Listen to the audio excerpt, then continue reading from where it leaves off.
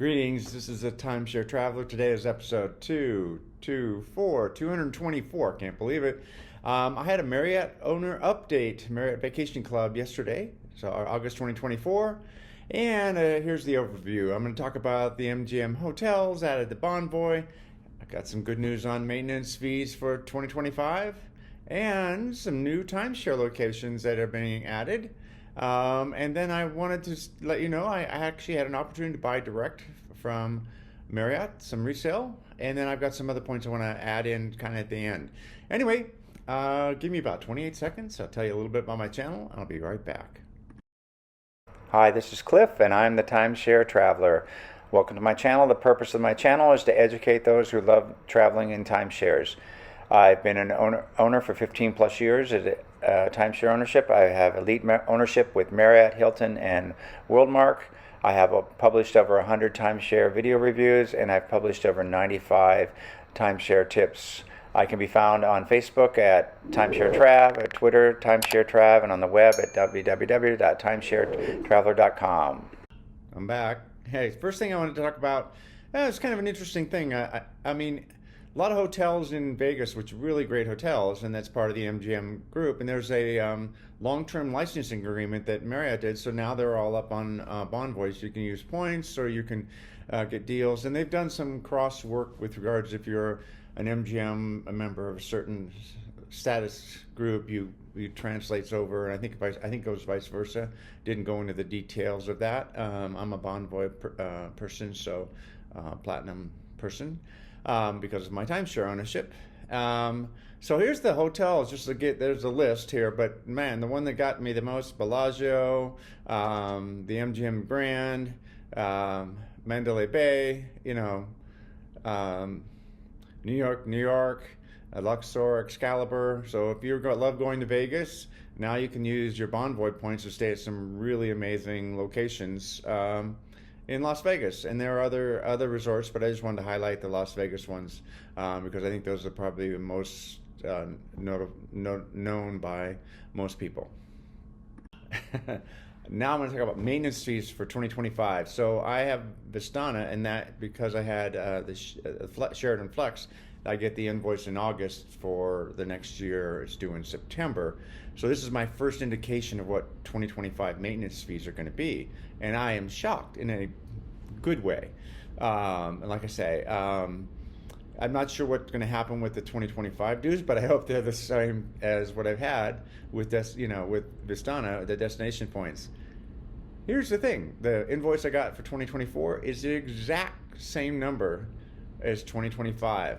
That means a 0% increase.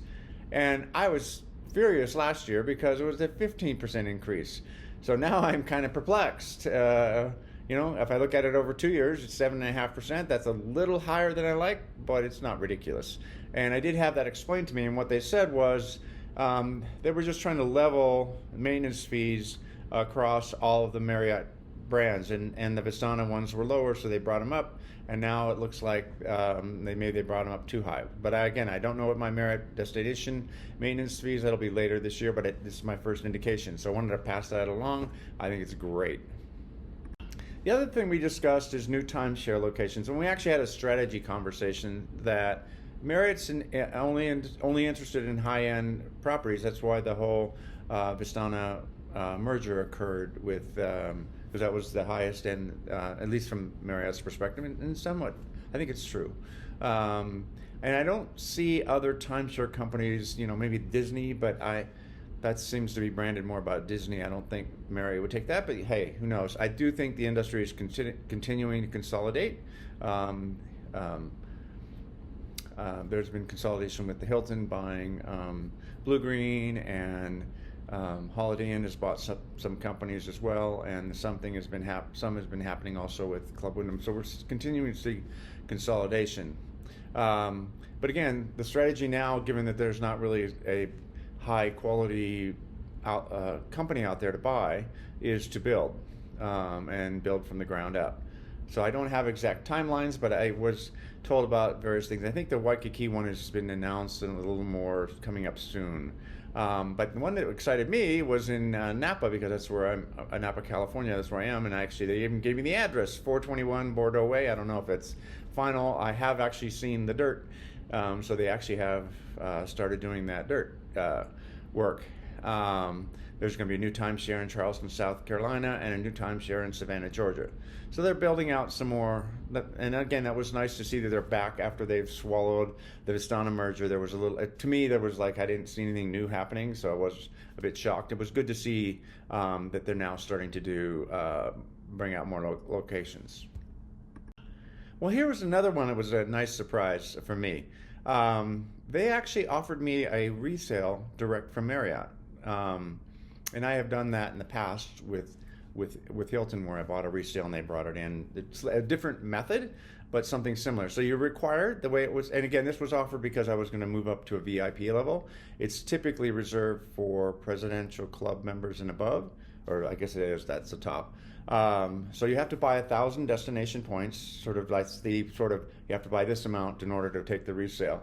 And then what was offered then was I was going to purchase close to the original purchase price that the person had bought it at, which was well below today's price. So somebody had returned a deed and or a set of destination points. They had returned it to Marriott, and they were bringing it back, offering that to people during the owner updates. And again, you had to couple the two together. You got one, but you had to buy the other. Again, I thought it was a price point. I don't remember exactly. It was somewhere between $5 and $6 a point versus like 17 for the destination points. So it was a kind of a blended rate. Still, so it's an opportunity if you happen to be on the cusp of moving up.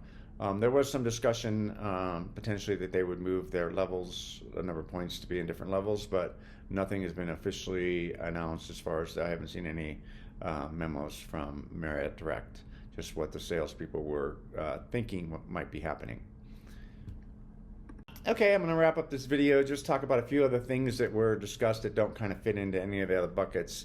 There was no new information about incorporating Hyatt timeshares into the Marriott program. They are owned, but the issue they're running into is they don't want to re-sign them. It says Hyatt timeshare by Marriott, because still Hyatt hotels compete with Marriott hotels. So there's a branding competition issue that's going on with that.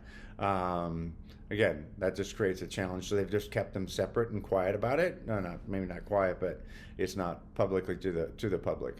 And I had a great salesperson. I had him second time, Alex, at the Lake Tahoe Timber Lodge. He was really good, and I thought I'd give him a plug here. So anyway, hope you're enjoying this video. Don't forget to give it a like.